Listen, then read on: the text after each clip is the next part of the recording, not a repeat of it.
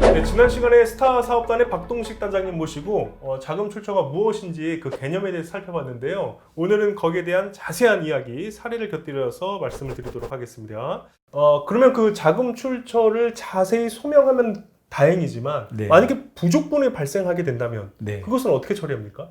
그래서 대부분이 그것을 부채로 했다고 증빙을 하는 경우가 많습니다. 네네. 근데 부채는 이제 예를 들어서 금융기관에서 조달할 수도 있고 또는 이제 부모님이라든지 또는 뭐 형제 자매로부터 조달할 수가 있는데 실질적으로 이제 소득이 없는 사람이 금융기관에서 부채를 조달하기는 어렵습니다. 네네네. 왜냐하면은 신용도 안 나오고 또 담보도 없을 것이니까 그죠?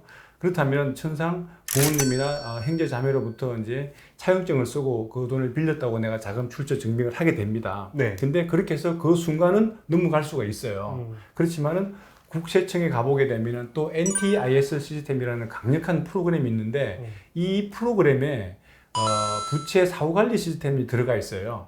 내가 부채로 자금 조달했다고 신고한 그 사람에 대해서 1년에 한 번씩 반드시 그 부채가 어떻게 됐는지, 줄어들었는지, 줄어들었으면은 그 줄어든 부채는 어디서 조달했는지 이거를 전부 다 증빙을 하게 되어 있습니다. 네. 따라서 내가 부채로 그거를 조달했다 하더라도 그 부채가 완전히 없어질 때까지 그에 대한 자금 조달에 대해서 증빙을 하지 않으면 끝까지 또 정례 추정이 나온다고 봐야 됩니다.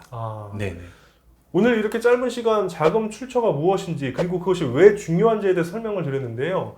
끝으로 이제 대표님들에게 네. 마지막으로 하고 싶으신 이야기. 네. 저희 CEO 클리닉이 갖고 있는 솔루션 내용도 좋고요. 네. 단장님의 포부도 좋고요. 네. 예, 끝 인사 해주시고 마무리하겠습니다. 네네.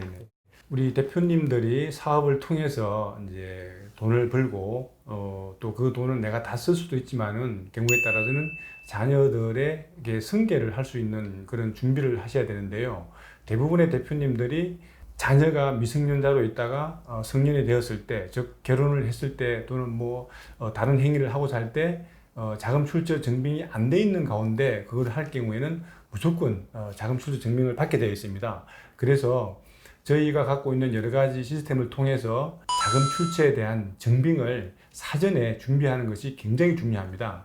가까운 예를 말씀드리면은 법인 회사 같은 경우에는 일정 부분의 지분을 자녀한테 먼저 사전에 정리하고 그 정리된 지분에 대해서는 국세청에서 허용하고 있는 차등 배당을 통해서 자녀들에 대한 자금 출처를 사전에 미리미리 증빙을 해두면 나중에 몇 년 뒤에 큰 어떤 부동산 취득 행위를 하더라도 아무런 문제가 없습니다.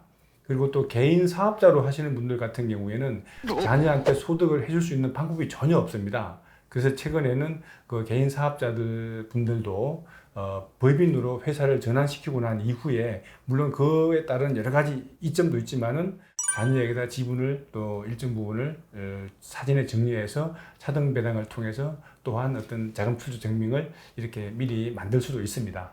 자금 출처 조사가 들어왔을 때 대응 방안이라든지 아니면 그 전에 자금 조달 계획서를 쓰는 모든 프로세스라든지 저희 CEO 클리닉과 함께 하시면 굉장히 손쉽게 활용해 볼 수 있으니까요. 저희 CEO 클리닉의 문을 노크해 보시길 바라겠습니다. 오늘 도움 말씀에 스타 사업단의 박동식 단장이었습니다. 고맙습니다. 네, 감사합니다.